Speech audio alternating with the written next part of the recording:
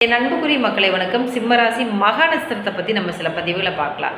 இந்த சிம்மராசி மக நட்சத்திரத்தில் பார்த்திங்கன்னா, இந்த ராகு கேதுக்கள் இல்லாமல் இவங்க குடும்பத்தில் யாரேனும் இருக்கவே மாட்டாங்க. இந்த ராகு கேது சம்மந்தமாக கண்டிப்பாக இருப்பாங்க. அதே மாதிரி இவங்களுக்கு மிகப்பெரிய, அதாவது கல்யாணம் பண்ண இடத்துலையும் மிகப்பெரிய போராட்டமாக இருக்கும். இப்போ சமீப காலமாக உடல் உபாதைகள் அப்படிங்கிறது இவங்களுக்கு கொஞ்சம் காலமாக இருக்கும். இந்த பூர நட்சத்திரம் எடுத்துட்டிங்கன்னா, எப்போவுமே இந்த பூர நட்சத்திரம் எப்போவுமே அப்பாவுடைய சொத்துக்கள், அப்பா மேலே அப்பாவும் பையனும் ரொம்ப பாசமாக இருப்பாங்க.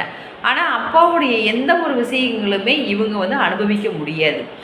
உத்திரம் நட்சத்திரம் எடுத்துட்டிங்கன்னா, ஒரு தெய்வீக பற்று உள்ளவர்களாக இருப்பாங்க. உங்களுக்கு ஏற்ற மாதிரி மனைவியோ இல்லை கணவனோ அமைய மாட்டாங்க. உங்கள் லைஃப் பார்ட்னர் சரியான ஒரு ஜோடி உங்களுக்கு அமையாது.